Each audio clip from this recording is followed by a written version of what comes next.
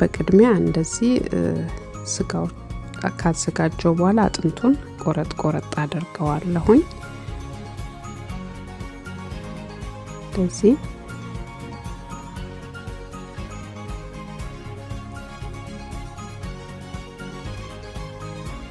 ያዘጋጀሁት የፍየል ስጋ ነው እንደምታዩት ከትፈዋለሁ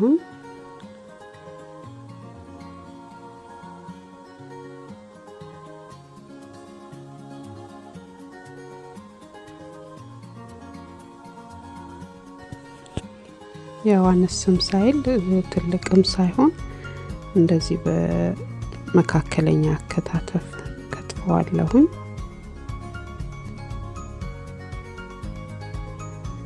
ከፍ ሲልብን እየቆረጥኩኝ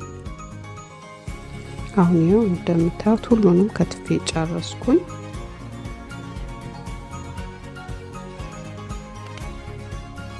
አሁን ሽንኩርቱን እጥዳለሁ ጨው አድርግበታለሁ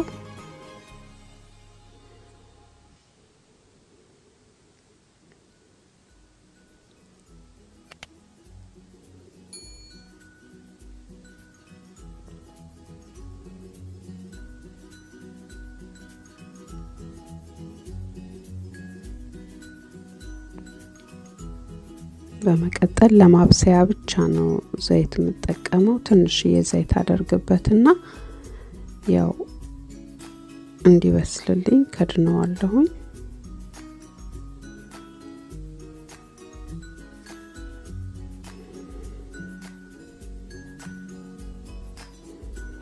ያው እንደዚህ አሁን በሰል ሲልልኝ ሽንኩርቱ እየበሰለ ያለ ነጭ ሽንኩርቱን አብሬ ጠብሰዋለሁ አብሬ አበስልና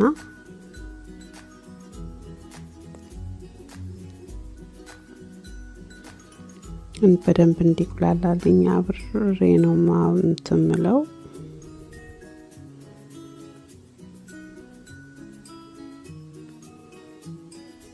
ያው የሚበቃኝን ያህል ጨምሬያለሁ ወደ 3 ማንኪያ ምናምን የሚሆን በትንሹ ማንኪያ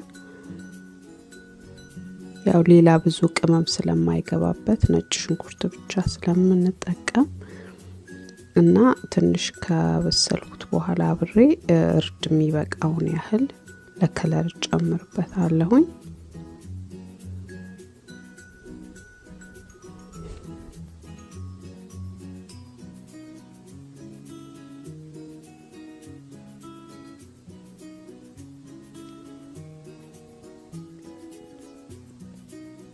ያው እንደምታዩት ምንም ቅባት ነገር የለውም ስጋውን አጥቤ ጨምራለሁ መጀመሪያ አጥንቱን ነው ያው መጨመረው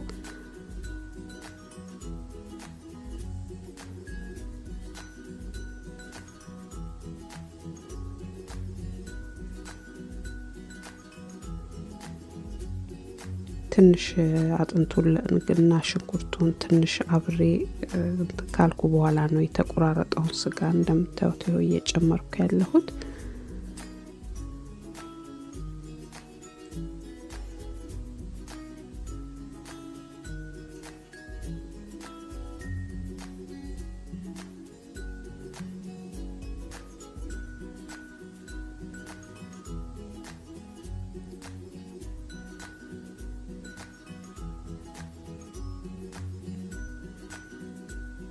ያው የበሰለልኝ ነው ከድነዋለሁ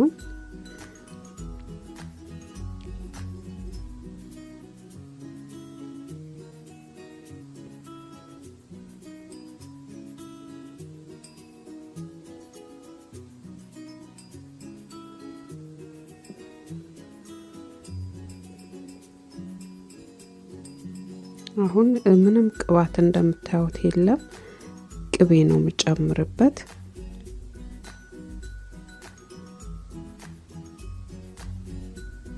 የስጋው ውሃ ነው እንትን ይያለ ያለው እንጂ ምንም አይነት ቅባት የለውም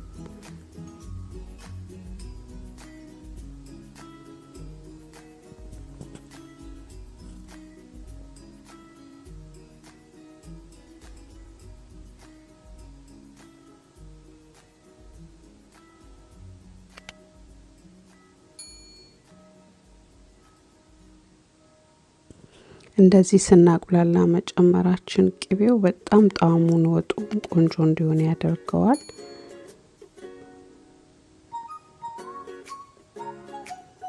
ይሄው እንደምታዩት አብሮ በደንብ ጥብስ ብሎ በስሎልኛል።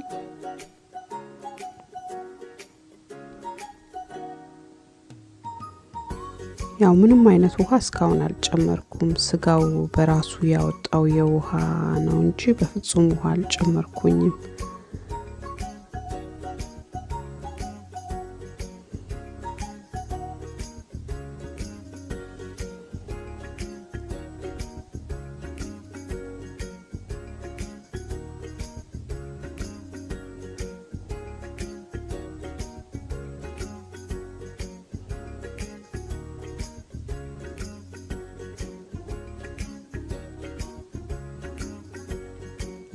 አሁን ይሄውና ውሃውን ራሱ መጥቶት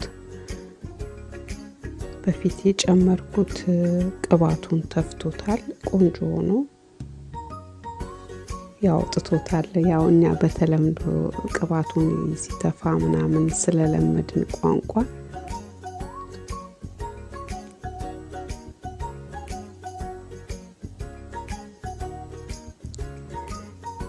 እንደዚህ የራሱን ውሃው መጥቶ ሲጨርስ የራሴን ውሃ አሁን የሚበቃኝን ያህል እጨምርበታለሁ።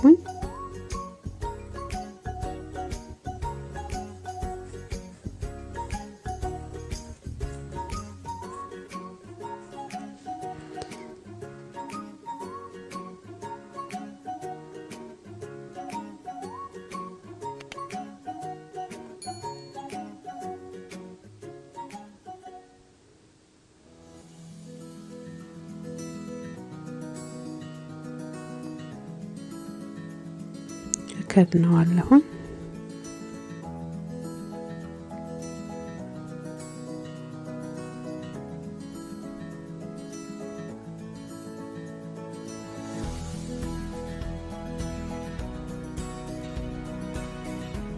እንፋሎቱ ትንሽ ካሜራውን ሸፈነብኝ በጣም እንትን ስላለ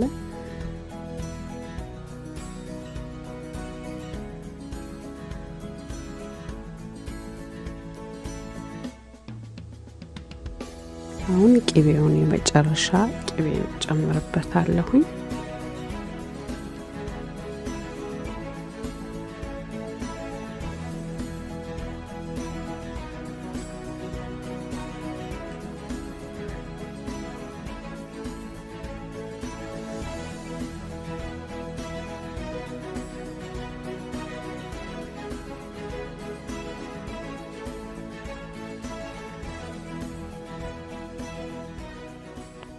ያው እንዲህ በደንብ ትክትክ ብሎ አረፋም ምንም ሁሉን ነገር ጨርሷል።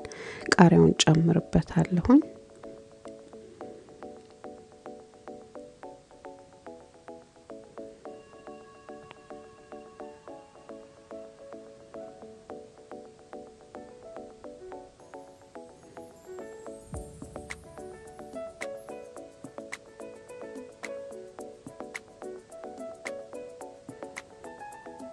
ይሄው እንደምታዩት አሁን እሳቴን አጥፍቻለሁ። እንደዚህ ቆንጆ አልጫ ሆኖልኛል።